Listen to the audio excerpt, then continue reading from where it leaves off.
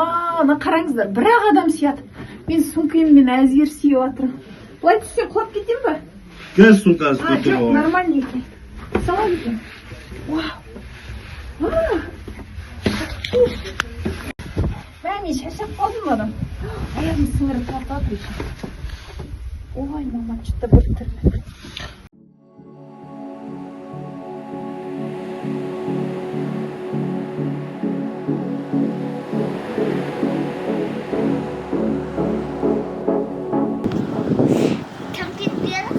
Мә, саған кәмпит алмадым ғой, кешірші жаным. Сәлем, қалдарың қалай? Мә, есектерің қандай көп? Ат емес, есек қой бұл.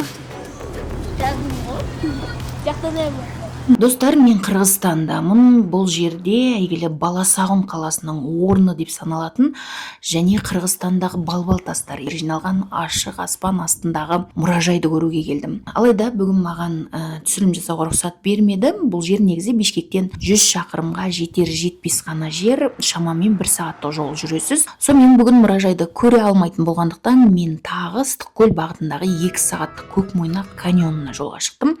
Бұл жер енді Қырғызстандағы туристер ең көп келетін жер екен, сондықтан көріп кетейін дедім, әрі уақытты босқа өлтіргім келген жоқ. Бұл Көкмойнақ ауылы, ауылда есек өте көп екен, және есекке мінген балалар да көп. Бір қызығы.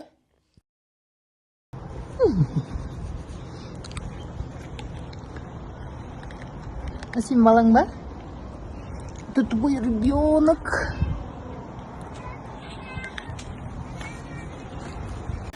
Атың кім сенің? Али. Али, Али, есегің аты кім? Пуляды. Бұны Пуля Ақтай. Ақтай. Так, алдымен Ақтайға көрейін. Вау! Жарысқа қатысайын деп... Ух ты! Жарысқа қатысайын деп жүрсіңдер ғой деймін, е?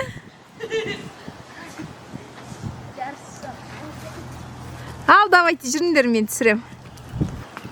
Қайда бар жатсыңдар бәрің, Әли? Каньон. Каньонға бар жатсыңдар ма? Онда барып не істейсіңдер? İşteyiz. Ал? Tuvalet benimki de. Tuvaletler girecek, akşam olsa şu girelim. Осы есекке мінген үшін ба? Түсінбедім. Жоқ, не? Tuvaletке girеді. Сендер туалетке кірген үшін ақша аласыңдар ма?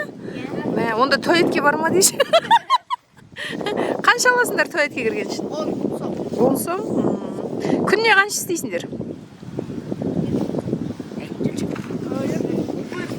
Кім бастық? Күнде нешеде барасыңдар? Нешеге дейін жұмыс істейсіңдер? Бүгін кеш барып қалдық. Кеш барып қалдыңдар ма? Күшті. Ал, давайте жолдарың болсын. Енді сендер, вау! Сендер барғанша туалетке адамдар тегін кіре ма?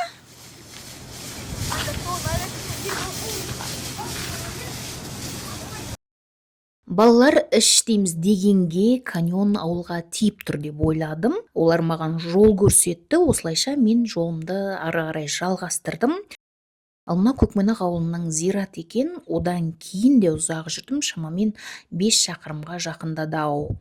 Сонда балалар есекпен күніне осыншама шақырым жерді жүріп, келіп, яғни іштейміз дейді, жұмыс істейтін болып тұр ғой. Мені таңғалдырғаны осы болды. Одан кейін каньонның іші бір лабиринтке қатты ұқсады. Әрі кеш келгеннен кейін туристер де болған жоқ, өзім жалғыз ұзақ жүрдім. Аздап қорқынышта болды. Көкмойнақ каньонында. Бірақ кішкене кеш келдім да, күн батып кетті. Дрон ұшырсам, айнала қап-қараңғы болып тұр. Мен ортасында тұрмын. Фотоға түсіретіндей адам жоқ. Мына каньон әдемі екен, өте әдемі. Қараңыздар. Ана сәл кішкене қалды, сол жерге шығу керек та. Оған шығайын десем, қорқып тұрмын, өзім жалғызбын, кеш батып кетем ме? Мен қайтатын шығармын. Каньонға шыға алмай қайтатын сияқтымын, достар.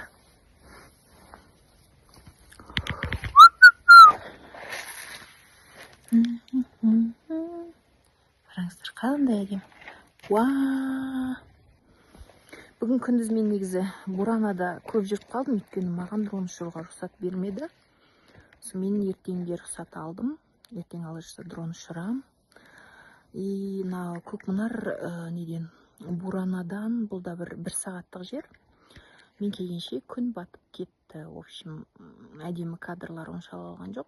Мен шашым тісімен бірдей таудың тісі. Тадың, қандай әдемі.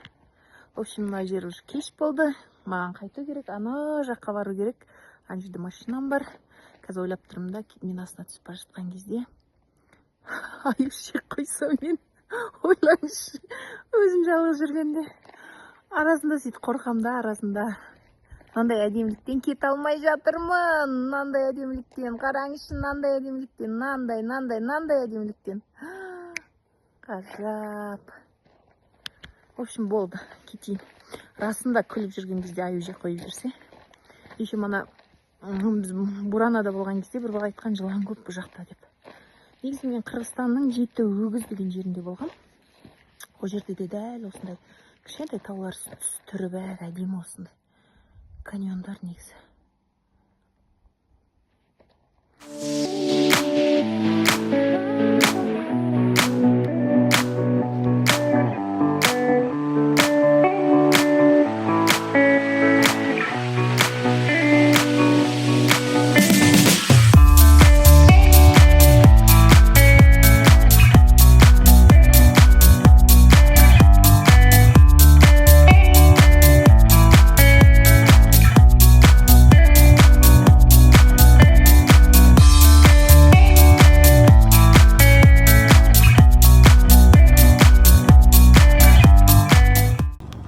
Так, мен ана таудың басына шығып келдім.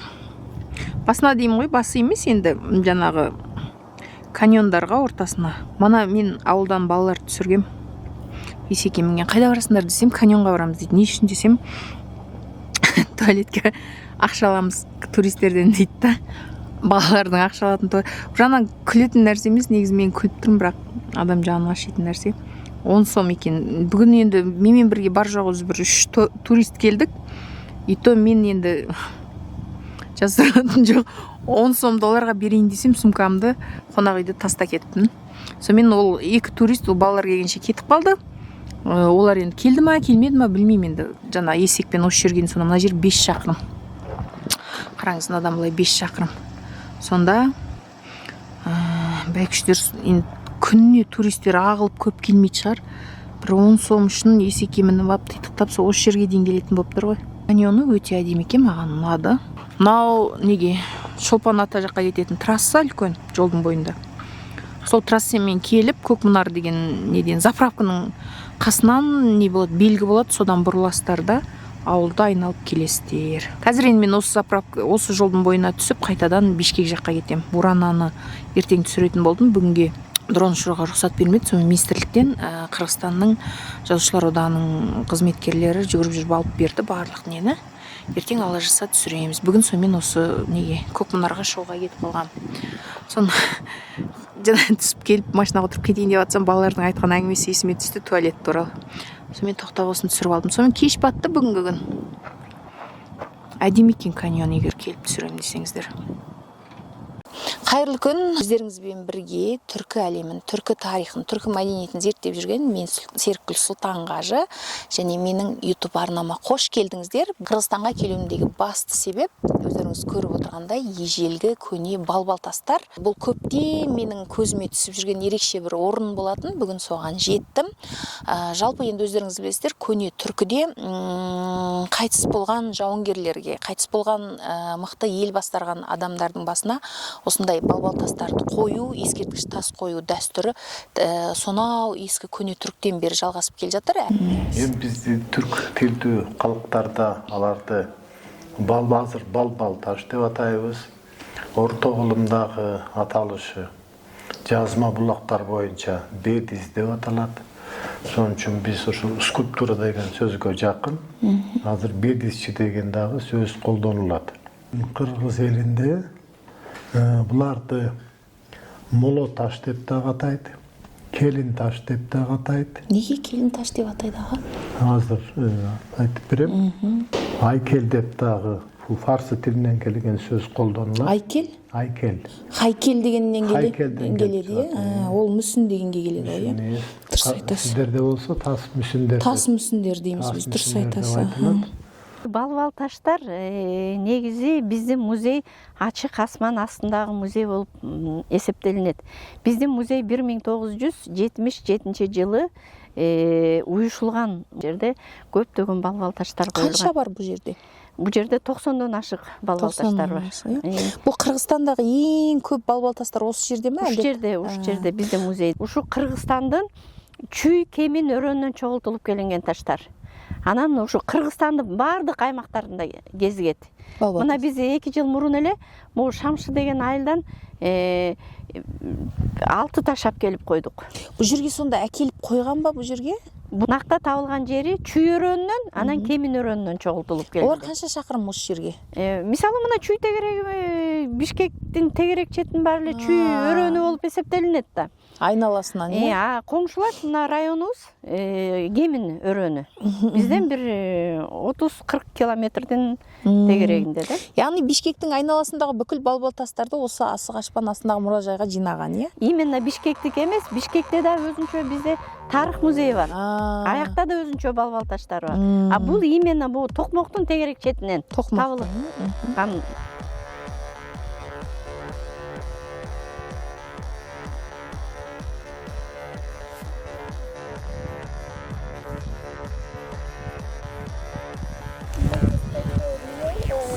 Hello. Thank you. Бірінші рет келіп тұрсыз ба? Екінші рет. Қай жерде тұрасыз? Қай жақтан келдіңіз? Ысыкөл. Ысыкөл? Ол қанша шақырым еді Ысыкөл мына жерде? 120. Ысыкөл жақта бар ма? Балбал тастар. Ысыкөл жақта бар. Ысыкөл жақта жоқ. Нарын жақтарда бар. Нарын жақта бар ма? Ташырабад. Қазақша түсінесіз ба? Түсінем. Негізі қырғыз бен қазақ бір-бірін түсіне ба? Қазақша киноларды көргөндөн баштап. Қандай сериалдар көрдіңіз?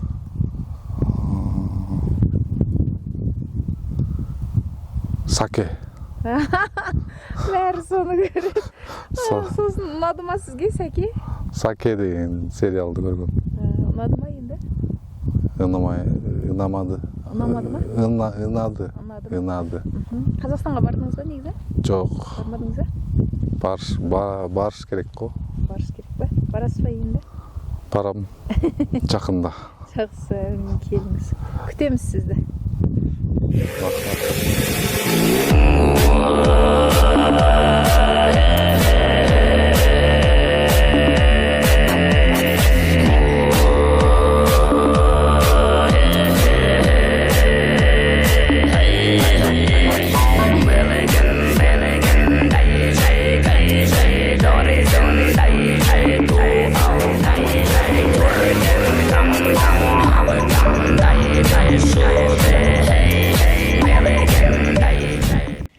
Мына балбал тастың ерін кәдімгідей боялған сияқты. Қараңыз. Бірақ мұрты бар, ер адам екен, но. Аял сүрөтү балбал таштары да бар, эркектердики да бар. Адамдын жүзү тартылган. Анан эркектер деле ошол убакта ар кандай кооздук үчүн украшениялар тагынган экен. Кээ бир таштарда сөйкөсү бар, даже шурулары бар. Таштарды көрсөк болот. Анан аял кишилердики көпчүлүгү мындай чачы өрүлгөндө аялдай көрүнөт. Мына шурулары да бар, сөйкөлөрү да бар. Мага мисалы әйел адам сыяктуу кулагында сыргасы бар. Илгери жана атактуу бай адамдар украшение тагынганда. Сонда мен бұл тастардың ішін қазір аралап жүрсем, әйел адамды ажырата алмайм, е? Тек қана шашынан ғана ажырата аламын. Бұл жерде қанша әйел адамның мүсіні бар? Мен білгенде бір эле аялдық бар. Бір әйелдік бар. Осы бір әйелдіктің ішінен тауып алуымыз керек қазір. Қараңыздар, бір әйел бар, енді соны іздеп табуымыз керек. Оның шашы бар дедіңіз, е? Артында шашы бар, сұлуды іздейміз қазір. Еркектер деле ал убакта чачтарын өстүрүп өрүшкөн экен, бирок анчалык узун А ол әйел адам екені қалай дәлелденді? Муну Кубатбек Табалдиев деген биздин историк, археолог агайыбыз бар, ошол далилдеп кеткен. Мисалы эркек болсо көпчүлүгү биз муруту бар деп, муруту бар экендигин карап туруп дааны айырмалайбыз. Ал эми аялдардыкы чындыгында эгер айкелде муруту чагылдырылбаса, курал жок болсо, анда аны болжолу аял айкели деп эсептейбиз. негизи көп багы айыл балбалташтар. Мен мисалы осы жолу эстедим. Таң калдым. Балбалташтын айкелдин өзүнүн келип чыгышы бул жоокер культу менен байланыштуу. Ошондуктан биринчи кезекте дайыма эркек жоокерлердин элесин түшүрүүгө багытталган эстелик болуп саналат. Эми кийин ошол жоокерди эскерүү жери жалпы үй бүлөлүк көз өтүп кеткен адамдарды эскерүүгө жерге айланат. Ошондо аялдарга арнап дагы кээ бир балбалдарды орнотушкан. Кээ бирөөнүн аялдардын төшү аркылуу билебиз. Бул аял экен деп. Бирок Буранада ондай жок, шаштары гана бар. Буранада азыркы мезгилде Корона кийгени бар экен, агасынын шашы бар экен. Барайык. Жанагы айыл тас дегендер, аяны. Мен мисалы караңызчы, мына өрү аппак тас турган, міне аны өрү жердеги. Соны айыл адам деп ойладым. Кулагында сыргасы бар. Кулагында сырга бул аялдарда эле эмес, эркек адамдарга да сырга таккан.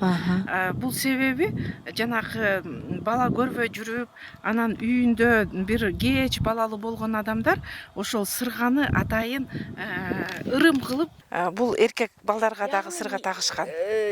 Бала кеч туган, көп күткөн баланы кулагына ырымдап сырга тагып коюшкан. Бул жердеги жаңы сырга таккан тастардын ер адамга коюлуу. Ер адамдыкы дагы сыргасы болушу мүмкүн. Мына мойнундагы сыргасы бар, осы тас ба? Мен жаңа бәлки бул айыл адам кайдан деп табам деп жатсам. Бул келгениңиз кандай жакшы болду. Мынакей коронасы башындагы, кулагында сыргасы, анан шуурусу менен. Көрдүңөрбү мынакей? Мына. Осуну кой мен айыл адам деп ойлаган апай. Жок. Сиз эркек караңчы, эринин өзү кәдимгидей айыл адамга окшойт да. Бирок муруту бар мына. Апай, рас айтасыз. Ол мурту ма? Мен оны ерин деп ойлап турмун. Эрини бул жерде эле, мына. Бул жерде турат. Не көрдүңүз? Кайда жатыр? Гап кайда жатыр? Бул муруту. Мындайына муруту. Мына тасты көрүп сиздер енді бұны әйел адам деп ойлап қалмаңыздар. Мұрт екен, иә? Оның деле сырғасы бар. Соны көрдіңіз бе? Мен сол сырғасынан қарап бұны не деп? Сырғасынан еркек аялдыкы деп билинбейт анткени жанакындай эмелерде. Апай маған айтты, балбалтастардың осы Кыргызстандагы әйел екенин негизи биз арчагында шаш өргөнүнөн билдик деп. Со шашы өрүлген бір тастар бар ма? Ондай бар ма? Сиз жаңа маған ерекшесин көрсөттүңүз, басында коронасы барын.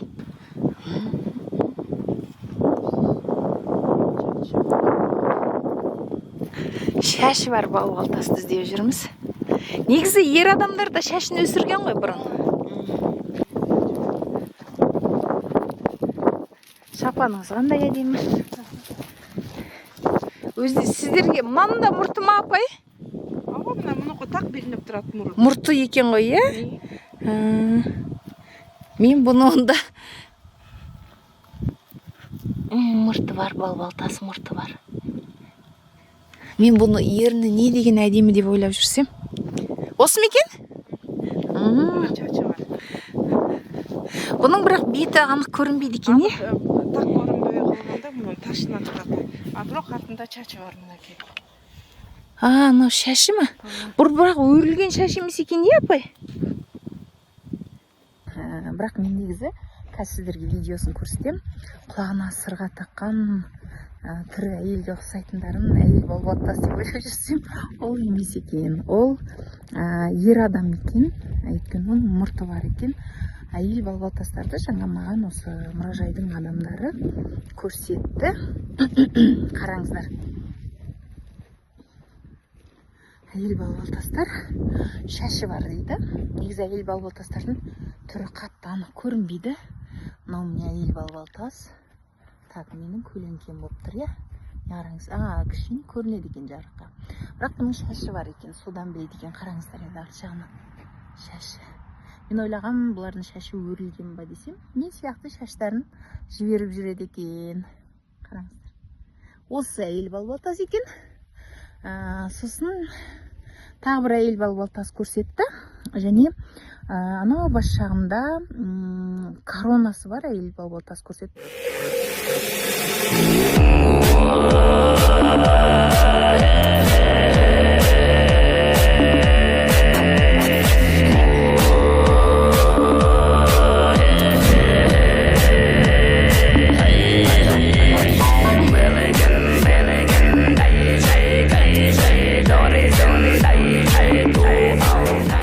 Бұл жерде 90-ға жуық тас бар деді. Одан бөлек жаңағы петроглифтер, және солар орналастырған екен. Енді Бурана мұражайынан не көре аламыз? Бурана мұражайынан өздеріңіз білесіздер, ежелгі орта ғасырдағы Қарлұқ қағанатынан кейін Қарахан мемлекет құрылды. Осы екі қағанатпен мемлекеттің негізгі астанасы болған Баласағұн әйгілі қаласының орны мына жерде төмпешік болып жатыр. Соны көруге болады.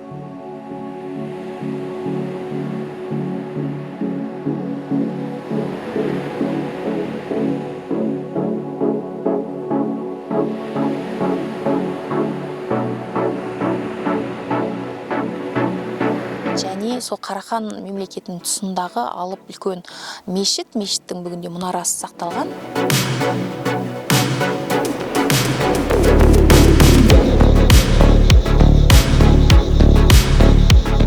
Мына сіздер келген жер 10-11 ғылымға таандық Қараханиттер мемлекетінің уағында Баласағын деген гүлдеген чоң шаар болгон. Бұл минареттен алғашқы биіктігі 46-47 метрге чейін жетіп, үсті купол түрінде бүткөн минарет болгон. Бурана деген бұл мұнара ғой. Салыныш себеби биринчиден Кароол башнясы катары колдонгон. Экинчиден болсо элди 5 убак намазга чакырып, азан чакырган мұнаранын бири болгон. Үчүнчүдөн болсо ушул шаарга кооздук көрк берип, анан маяк катары колдонгон экен. Анткени себеби бул шаар аркылуу Кытай менен Европаны бириктирип турган улуу жибек жолу өтүп турган, ошого байланыштуу жана түнкүсүн каравандар келатканда багыт алчу мұнаранын бири болгон. Мунун үстүңкү жагына шам чырак коюп коюшкан экен, анан алыстан келаткан каравандар багыт алып турушкан. Бул аймакта 14-кылымдын аягында катуу жер түтүрөө болгон экен. Ошондо бүт шаар бузулуп, анан ушул мұнаранын жарымы гана калган. Азыркы бийиктиги 24 метр. Жер силкиниси болгон. Катуу жер түтүрөө болгон. Бұл Қырғызстандағы ашық аспан астындағы мұражай. Қырғызстанның өңіріндегі көптеген таудан, барлық жерден табылған балбал-тастарды осы жерге келіп жинаған. Өздеріңіз көріп отырғандай, ютубқа барлығын саламын мен. Және мұнараны көріп тұрсыздар, бұл үлкен мешіт болған, соның мұнарасы болған. Жалпы және Баласағұн қаласының орны. Енді Баласағұн қаласына қатысты қырғыз бен қазақтың арасында тартыс бар. Өйткені Жамбылдағы Ақсу өңіріндегі Баласағұнның қаласының орны деп те айтады. Оған қатысты ғалымдар енді өздері дәлелдей жатады. Нақты өзім ғылыми тұрғыда ешқандай жұмыс жасамағаннан кейін айта алмаймын. Ал мынау жаңа Баласағұн қаласының орны дейді. Орта ғасырдағы Қарахан мемлекетінің астанасы болған әйгілі Жүсіп Баласағұн өмірге келген және құтты білік романын осы жерде жазған екен. Жалпы Баласағұн қаласының нақты орналасқан жер жөнінде ғылымда екі негізгі көзқарас бар. Біріншісі халықаралық деңгейдегі нұсқа осы Шүй алқабындағы Буранадағы орын. Бұл пікірді алғаш рет көтерген әйгілі шығыстанушы Василий Вартольд, ал археологиялық тұрғыдан дәлелдеген ғалым Александр Вернштам болды. Осы зерттеулерден кейін Бурана маңы Баласағұн қаласының ежелгі орны ретінде ғылыми айналымға қосылды. Екінші ғылыми нұсқа бойынша Баласағұн қаласы Қазақстан аумағындағы Шу-Талас өңірінде орналасуы мүмкін. Бұл пікірді археологиялық және тарихи деректерге сүйене отырып, алғаш ғылыми түрде негіздеген, дәлелдеген қазақстандық археолог Кемел Ақшұлы Шалекенов. Бұл нұсқа отандық ғылымда балама көзқарас ретінде белгілі, бірақ халықаралық деңгейде әлі ресми тұжырымдалған жоқ. Баласағұн шаары эми мына орто ғылымда аябай өнүгүп өскөн мамлекеттердин бири болгон. Бул шаар аркылуу улуу жибек жолу өткөн деп атпаймынбы? Соода сатык аябай өрчүп өнүгүп турган учурга туш келген да. Жана жер титрегенге чейин, шаар бузулуп калганга чейин. Türk müsünüz? Gezmeye geldim. Peki nasıl? Daha yeni geziyorum. Başlıyorsun. Güzel, güzel. Hiç Türkçe bilen yok. Öyle mi? İngilizce bilen de yok, Türkçe bilen de yok. Anlaşamıyoruz. Oşa gittiğim zaman her ikisi Türkçe konuşabildi o zaman.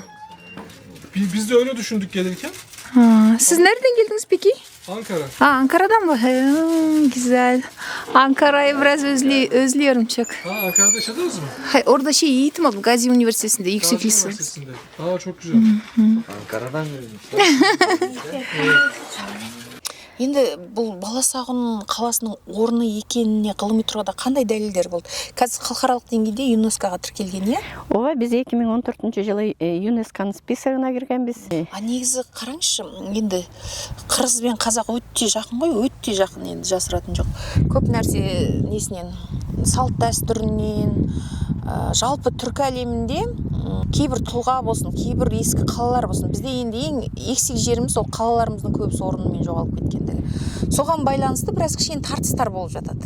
Мысалы, мына Қорқыт бізде Қызылордада болса, анау Түркияның Байбурт, Әзербайжан ары қарай моласы кетеді да, мен соны көріп таңқалдым. Дәл сол сияқты қырғыз бен қазақтың арасында да Баласағұн қаласына қатысты деректер бар. Мына Шу енді екі өлкеге бірде ғой. Жамбыл жақтағы Ақсу өңірінде Баласағұн қаласының орны дегендей пікір айтып жатады. Оған қатысты не айтасыз? Эмичи бул биздечи, биздин ушу шаарда 1016 жылы Жусуп Баласағын төрөлгөн. Улуу ойчул, философ, Куталчу билим поэмасынын автору. Мына ал поэмасы колдон колго, муундан муунга өтүп атып, ушу биздин заманга чейин жетти. Анан Баласағын шаар экен, ушу Жусуп Баласағындын төрөлгөндүгү айтып турбайбы? Ушу жерде жашап, чоңоюп, Куталчу билим поэмасын жазгандыгы далилдеп турбайбы? Түркі әлемінде бәрінің шыққан тегі бір болғаннан кейін уақыт өте жаңағы тайпалар бірінің территориясынан біріне өтті, біреу үлкейді, біреу кішірейді деген сияқты көп нәрсе бір-бірімен біте қайнасып жатыр.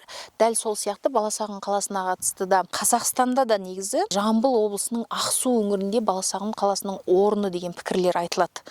Ғалымдар да оған қатысты көптеген ғылыми тұжырымдар кездестіріп жүр. Бұл жерде екі мемлекеттің талас тартыс емес, басты мақсат екі мемлекеттің де ғалымдары бірлесіп жұмыс істеп түркі әлеміндегі осы үлкен түркі дүниесінің ең маңызды астанасы болған Баласағын қаласына қатысты оның қандай болғандығы туралы деректерді шығару.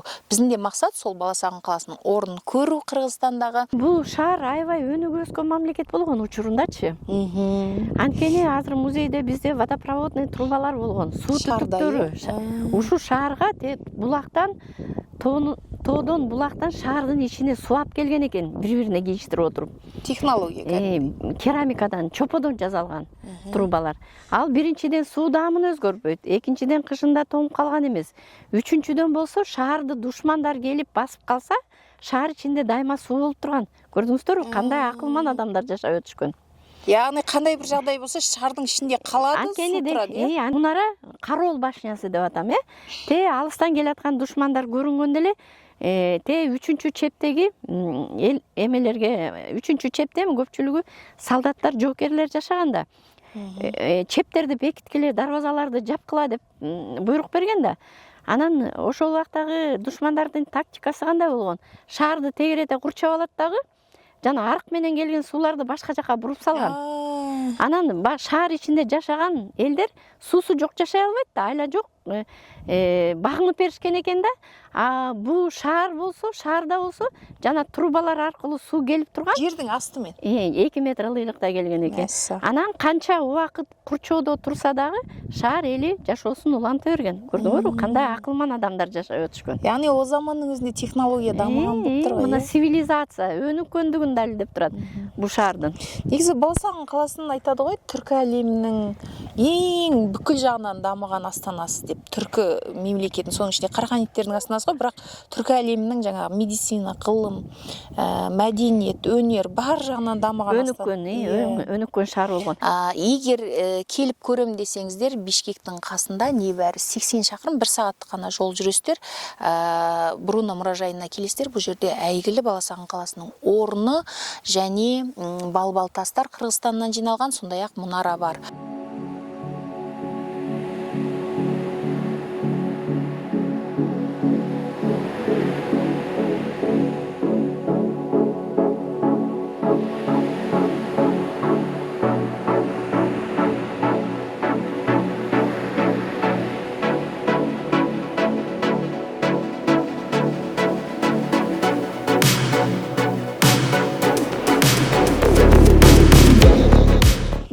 карачы, бул территория, бул шаар 3 чептен турган шаар болгон. мен сөйтүп естидим. 3-чү чептин диаметри 36 километрде түскөн. Ошондой элестеткиле диаметри. А могуреки борбордук бөлүгү, мына чепти көрүп атасыз да. Бул жерде 4 бурчтук формада дөңчөк кетип атпайбы? Бул биринчи чептин калдыгы болуп эсептелет. Бул аймак 32 гектар жерде элейт. Бул 32 гектар жерде ошол убакта шаар башчылары анан бай адамдар жашаган экен, атактуу инсандар жашаган. А бул дөң болсо хандын 2 кабаттуу хан сарайы болгон. Бул хан сарайы. Мунун үстүнкү бөлүгү 80-90 жылдардын башында бир аз раскопка болгон, бөлмөлөр табылган, астыңкы бөлүгү болсо пока Алтын табылдымы, апай? Баласагында көп алтын болгон деген аңыздар көп кой. Эми мен өзүм андай алтын табылганын көргөн деле жокмун, чын эле айта албайм. Менин бирин табылып десеңизчи, апай. Анан күмүштөн монеталар табылган. Негизи табылган дешет, анын баары эми баалуу экспонаттарыбыздын баары. Монеталарда жазуу болдуму, апай? Кандардын аты, немесе сол кезең деген сыяктуу. Эми мамлекеттердин аты, мисалы Кытай, Монгол, Араб, Караханиттер тыйындары биздин музейде бар, эми колодон жасалган тыйындар. Үч бөлүктөн дедиңиз. Биринчиси міне байлар, шонжарлар, хан. Ал экинчи бөлүгүндө жауынгерлерми?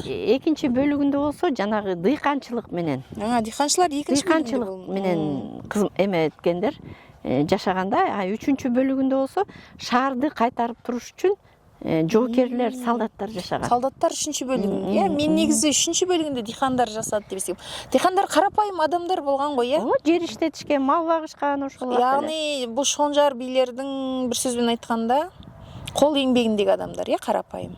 Ал Баласагын каласында өздөрүңүз билесиздер, атакты түркү әлеминин философу, акын және бүкүл кылымның ішіндегі барлық саласын игертип деуге айтып алат. Жүсүп Баласагын өмүргө келген. Болган талай калаларда, калыкта уақыт бәрін көнді жер сияқты табытқа дейді.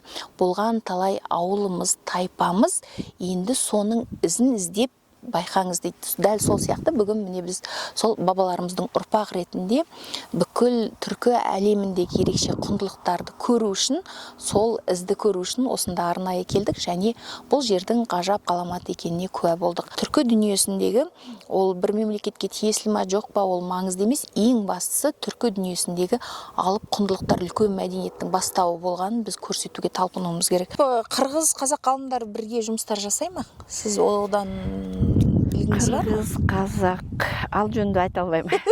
Олар бірге алмайды. Айта албаймын. Жақсы, жақсы. Енді жаңағы құтты білік деген, енді құтығы білік деп айтасыз, бізде құтты білік дейді. Бұл үлкен бір конституция сияқты еңбек, түркі әлеміндегі. Осының қай тілде негізгі түпкі нұсқалары сақталған? Менің білуімше 3 нұсқасы бар, екеуі араб, біреуі және қателеспесем уйғур тілінде де. Уйғур тілінде дұрыс айтасыз. Осыған қатысты айтып беріңізші. Эми Жусуп Баласагындын куталчу билими араб алфавити менен түрк тилинде жазылган экен да. Анан жазып Жусуп Баласагын хандардын ханы деп аталган Кашкарлык хан Али Абу Хасанга белекке берген экен.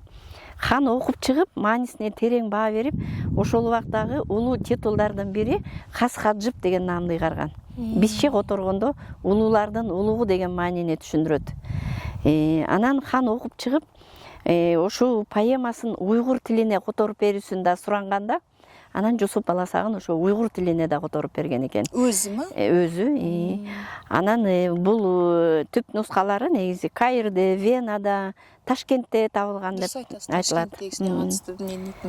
Ал одан кийин башка тилдерге аударыла баштады, түрк тилине, казак тилине, орус тилине. Негизи эң көп зерттеген Радлоп па, эле башка калымдар ма? Негизи Жусуп Баласагындын Куталчу билим поэмасы 80ден ашык тилге которулган экен. Азыркы ушу биздин заманда да. Анан эми азыр музейге киргенде көрөсүздөр.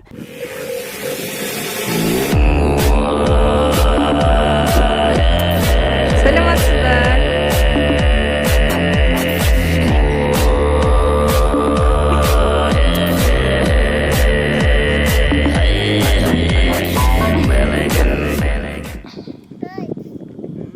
Ташпа.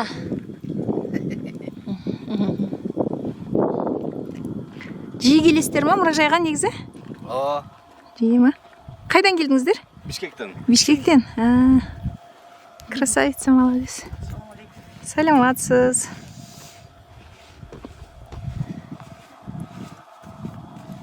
Не екен бұл? Таш та, таш. Таш. Атың кім? Атың кім? Айтып қойшы. Жоқ, Апия дейсің. Апия ма аты?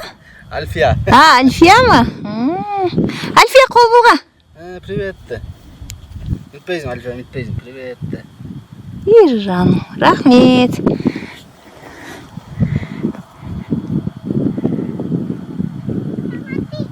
Анан кече жақында шу Балхаш көлүнө жақын жерде bir балбал таш табылды. Анын курсагында, ич тушунда боз үйдүн ичинде отурган ошол эки персонаж тартылган.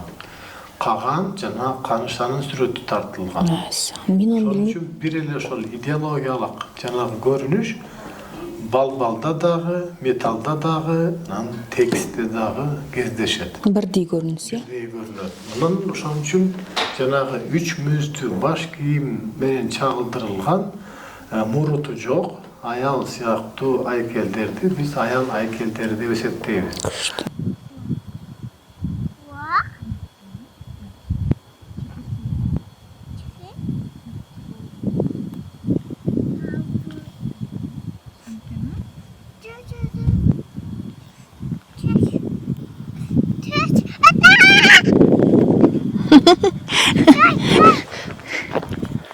Алтай өңірінде мен болған кезде ол жақтағы балбалдар көбінесе тастың мүсіні тура болып келеді және оған салынған адамның бет әлпеті сызықпен әппақ болып көрінетін. Ал енді Қырғызстандағы тастарды өздеріңіз көріп отырғандай кәдімгідей адамның басы, мүсіні, бет әлпеті өте анық салынған. Бір ерекшелігі қолына ұстаған ыдысы, жаңа қаруы, жаңа ғана бізге осы мұражайдағы қызметкерлер ерекше түсіндірді бұның мәні қандай екенін.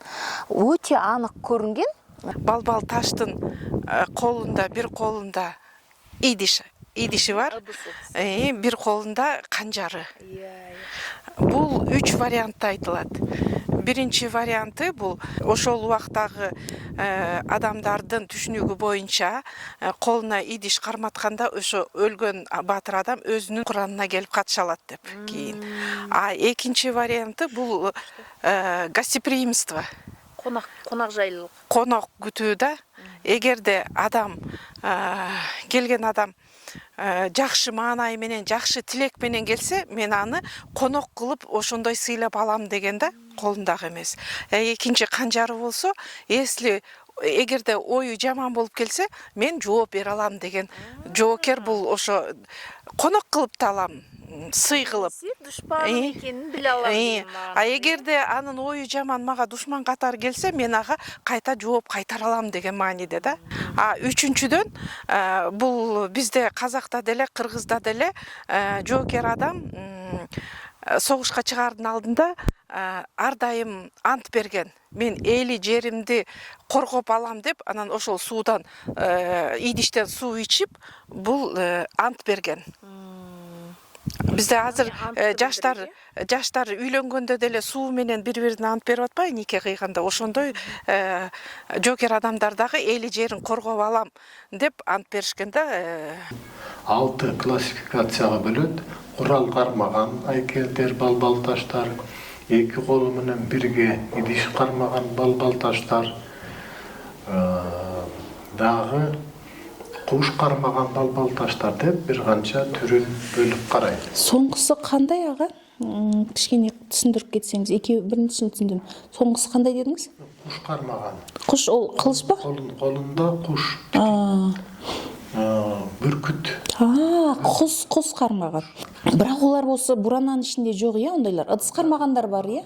Аз кездешет. Қай өңірлерде кездесет құс? Казакстанда дагы бар. Бизде дагы болгону 2-3 гана табылган. Биздеги ошондой балбал таштын Кайда коюлган олар? Азыр Эрмитажда сакталып турат.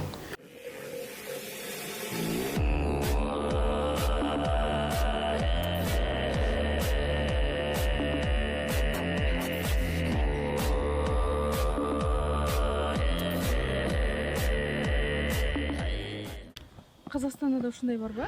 Бар. Көп өңірлерде бар ғой бұл. Ана Алтайдан басталып кетеді ғой тарих.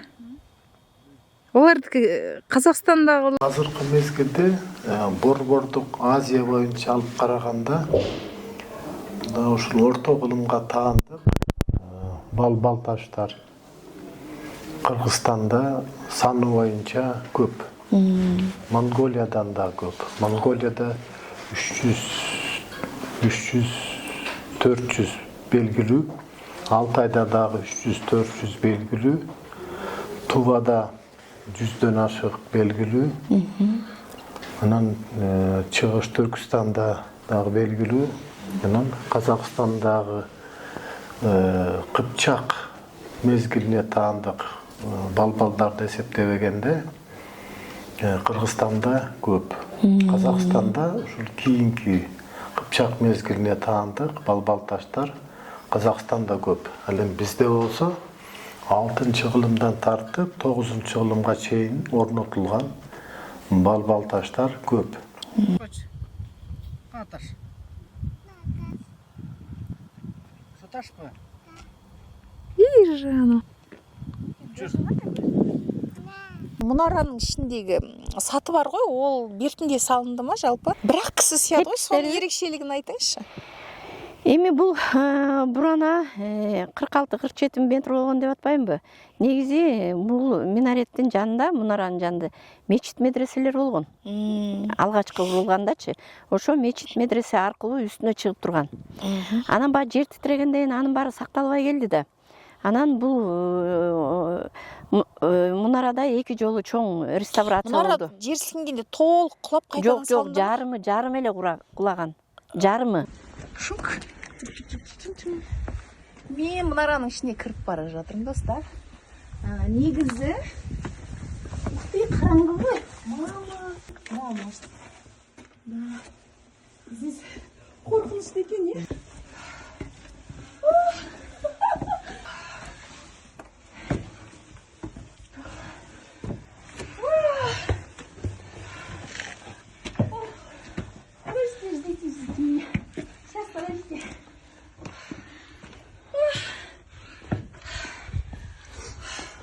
Минареттин фундаментин изилдешкен. Фундаменти жерден 5-6 метр ылдыйлыкта турат экен. Ошо фундаменттин эсебинен жарым мунара сакталып калган. Анан баягы үстүнкү бөлүгү чайпалганда жарымынан урап кеткен да. Ой, бірақ адам ғана сиятын саты бар екен. Мен ешқандай әзер шықтым, қазір кірген түскенде қалай түсетінін білмеймін. Әзір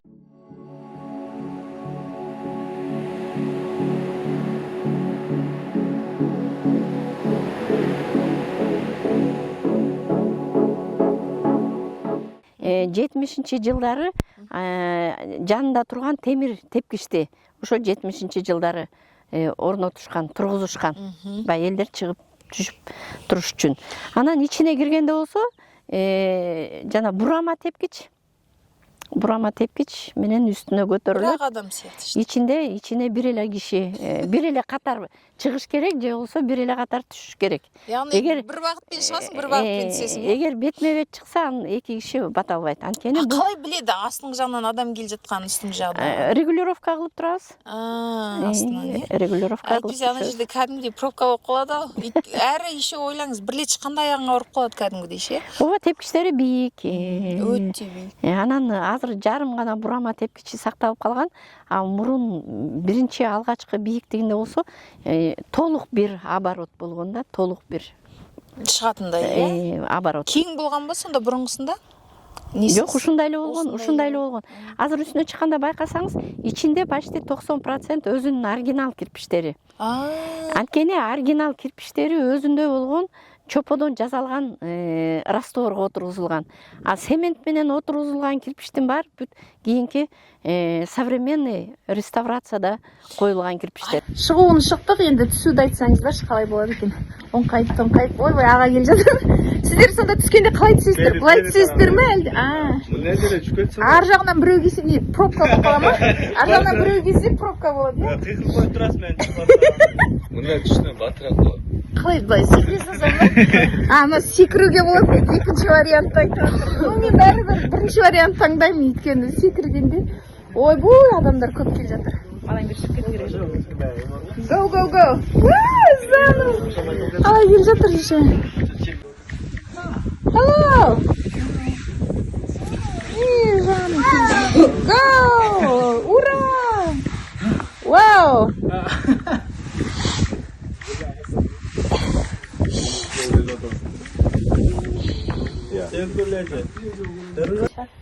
Так, мен салам ба? Мама. Жас. Шығып алып түсуді айтсайшы.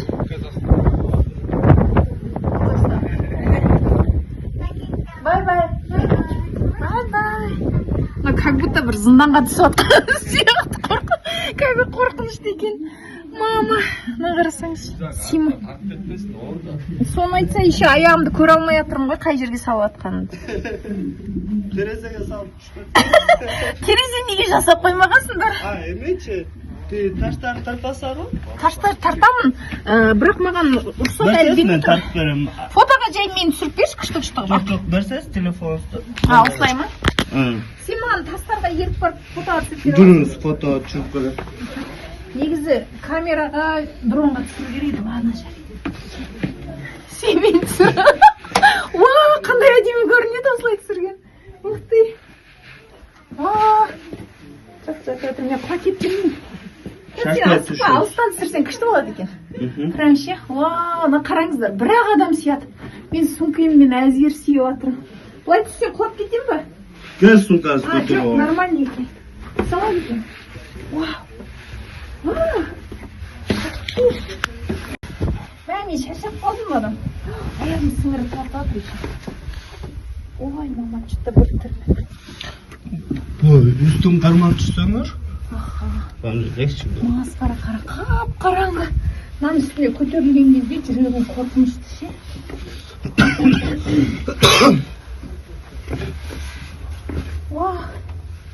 Былай ұстап түспесін. Оған менің қолым жетпей тұр ғой. Қара, сенікі жетеді, менікі жетпейді. Өкөсін бой үстің елі ғой? Ой, мама, сен де кідіресің адамды. Бұл мұнараға қатысты енді аңыз әңгімелерді айтып жатады. Олар қаншалықты шындық, мысалы, жаңағы ханның қызын байлас. Әрбір ушундай тарихи жерлерден уламыш айтылады да. Илгери бір хан болған екен. Хан балалуу болбой жүрүп, кыздуу болгондо ушу шаарда жашаган акылмандардын баарын чогултуп алып, жыйын курган экен. Кызымдын келечеги тууралуу айтып бергиле деп. Анан акылмандардын баары кызынын адресине жакшы тилектерди, жакшы сөздөрдү айтышат. Кызыңыз сулуу болот, акылдуу кыз болот, өмүрү узун болот деп. Анан ошо отурган акылмандардын арасынан бир акылман чыгып айткан экен да, айткандай ханым, кызыңыз сулуу кыз болот, акылдуу кыз болот, бирок өмүрү кыска болот. Бул жарык дүнүйө менен 16 жашка чыкканда кош айтышат деп айтат. Анан хан ачууланып ал акылманды зынданга салдырып жазага тартат да. Анан бирок мындай жаман сөз ар бир адамдын жүрөгүндө калат да. Анан хан баягы акылмандын сөзүн эстеп, анан ушул мунараны салдырган эмиш да, салдырып үстүнө бөлмө жазатып, кызын ошол жака баккан экен. Анан кызы айткандай акылман кыз болот, сулуу кыз болуп чоңоет. Анан кызы 16 жашка чыкканда атасы табакка алма жүзүм салып алып, кызын куттуктап чыгат. Кыз ошол жүзүмдөн жеп аткан учурда жүзүмдүн арасында кара курт болгон эмиш. Анан кызды ошо кара курт чагып алган экен. Анан кыз ошол кара курттун уусунан бу жарык дүнүйө менен кош айтышкан экен. Эми бул жомоктун негизги мазмуну эмне? Адам чекебизге дейбизби же пешенебизге дейбизби? Жазылган нерседен эч качан эч жака качып кутула албайсың. Эгер сага чындап ажал жетсе, сени ушундай бийик мунарадагы сактап кала албайт деген гана мааниде айтылган жомок.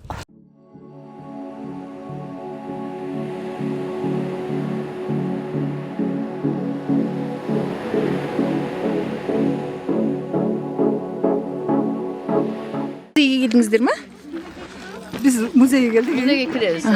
Не істейсіздер музейде? Қазір іс-шара бола ма? Biz iş-şaradan çıkıp gelip kalırız. Қандай іс-шарадан шығып келе жатсыз? İslam Akademiyasının nemesi oldu, konferansı oldu. Осы музейдің ішінде ма? Жоқ. университет. Университеттен, иә? Содан шығып мұражайға келіп тұрсыздар ғой, иә, қазір? Ән айтасыздар ма? Бір ән айтып жібересіздер ма? Бір ән айтасыздар ма? Мына жаққа қарап тұрайық, әдемі болады беттеріңіз. Biz ırdamayız da. Ырдамайсыздар? Халық бір ән ырдап жіберіңіздер. Неге қырғызша ыр білмейсіздер, апай? Біз намаз оқып Құран оқимыз. Бізге Намаз оқыған адам ырды айтуға болмай ма? болмайды ырды айтуға. Ойбой. Рекламация қылып айтса болады. Еркектер жоқ жерде, аялдар өздері отырған жерде болсын. Апай, ыр деген ол мәдениет қой. Жоқ. Астағфирулла. Еркектердің арасында болмайды. Азыр біз жодасақ олар ұғады да. Ал енді көнеден келген ырларға қатысты не айтасыздар? Оның бәрін жоққа шығарасыздар ма сонда? Жоқ, бұлар яги Құранды таңдаш керек. Же болмаса мұрды таңдаш керек. Бізде ушундай. Тамам, бұл çok büyük bir konu. Biz internetке шығарасыз ба? Tamam.